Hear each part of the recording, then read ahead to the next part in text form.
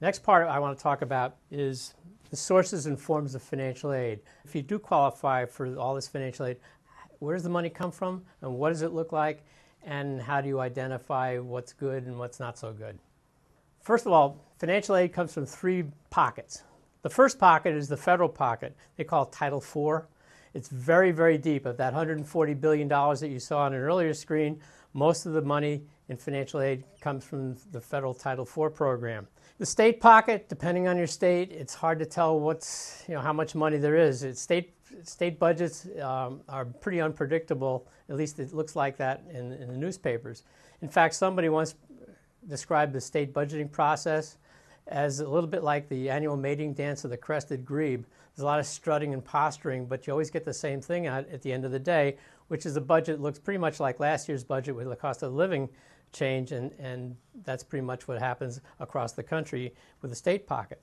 The final pocket is the campus-based pocket, and there are many campuses with really deep pockets. Some campus-based pockets are deeper than most third world countries have in their entire gross national product. And for those of you who are thinking about places like Harvard or Stanford or Princeton, and you go there, I can predict one thing with a high degree of certainty, that young person will never be a missing person for the rest of their lives. The alumni office at those institutions will find them wherever they are in the world, asking twice a year, asking for money for their good old alma mater. In fact, I'm sometimes a little sad that Osama bin Laden didn't go to Stanford, because we know exactly where he was all the time from day one. So do I just write a check against all those accounts? No. What I'll do is I'll put together a financial aid package made up of various forms of aid. The first form of aid is free money. The most common free money from the federal government is called a Pell Grant. The Pell Grant is appropriate usually for fairly low-income families, and you get as much as a little over $4,000 a year.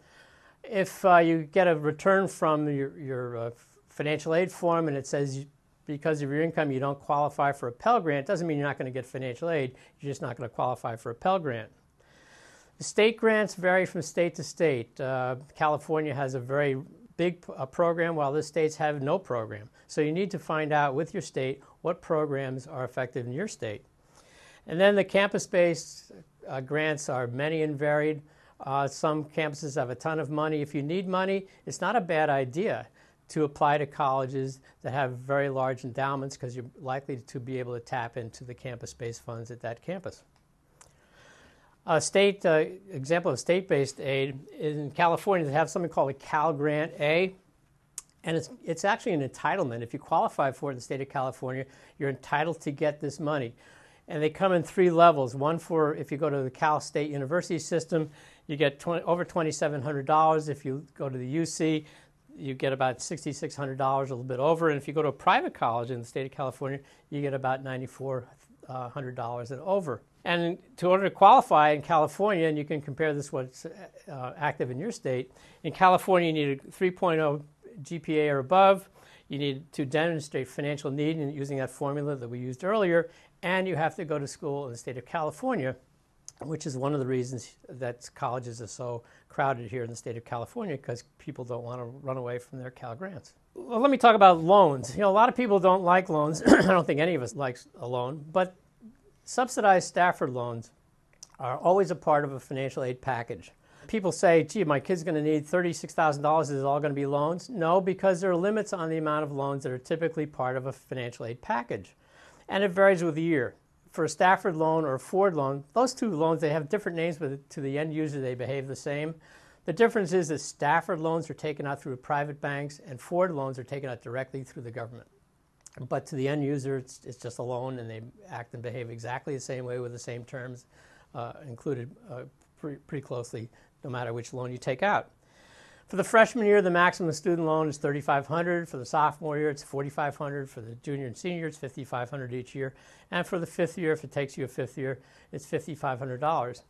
Subsidized means that if it's part of the financial aid system, the government pays the interest on the loan. You don't have to worry about paying it back till after you get out of college and even graduate school, and for 2 years after that. They're very good loans. They're in the process of going from 6.8% to 3.4% in 3 years, so they're going to be dropping every year. They're about 6% as we speak. In addition to that, there are other loans called Perkins loan. Sometimes in the first year or two, if a student has a lot of need, what they'll do is they'll throw in a Perkins loan to level the amount of loans over the 4 years. What some parents don't realize is that these loan limits, these subsidized loan limits, are also available as unsubsidized loans to anybody who wants to take them out. And sometimes I would recommend that, since, for parents, paying for college is not an investment, it's a bill. But for a student, it is an investment. Most of the most conservative estimates you can read would suggest that a student with a college degree is likely to make between $1.5 and $2 million more over his or her lifetime. So if you said to me, Paul, I'll tell you what, if you're willing to take out about $20,000 worth of loans over the next 4 years, you're likely to turn it into a couple of $1 million over the next 30. I'd have no problem at all cutting that deal. And for parents who don't qualify for financial aid, it's not the world's worst idea to consider having your child take out student loans every year, unsubsidized student loans, as sort of a tangible reason why they should get in and out of college in 4 years, because college is a lot of fun, among other things, and it's a pretty good life. And if you're on a free ride, there's no real incentive to get in and out in regulation time when you can spend another year on campus if you want. But students who know that the first thing they have to do every year is to sign a promissory note for another student loan, that 5th year of a 4-year plan loses its luster in a hurry. So one way to save money for you parents is to make sure your kids borrow student loans, whether it's subsidized or unsubsidized, every year. I put in the term PLUS loan. I just wanted you to get familiar with it. PLUS loan stands for Parent Loan for Undergraduate Student. It's a federally underwritten loan that was designed for parents, and it was designed for parents not as financial aid. It was designed for parents to help them pay the family contribution in the event the parent can't afford the family contribution. So I put it here as financial aid, but it really isn't. I'm going to be revisiting that idea in a few moments. Third form of aid I really like a lot. It's called Federal Work Study. It's a sort of a sweat equity grant. You get a job on campus, you can pick the job, you can design the job around your work schedule, and typically it's worth about $2,000 or $3,000.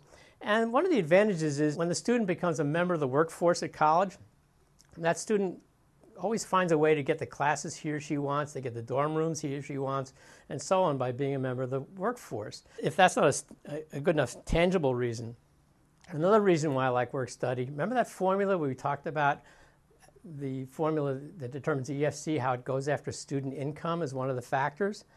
The important thing about work study is that the money earned in work study is excluded from the formula. It will in no way affect your eligibility for financial aid a year down the line. So what I would do as a financial aid administrator, and by the way, parents, if your son or daughter ever announces to you that they've figured out what their career track is going to be, if they say, I want to be a financial aid administrator at a college, you would be well advised to get them in therapy right away. It's a really tough job. It's a really good people in a really difficult job. They're the closest thing to a modern-day alchemist that I can think of. They're required to fill needs with very limited resources. I have an enormous amount of respect for them.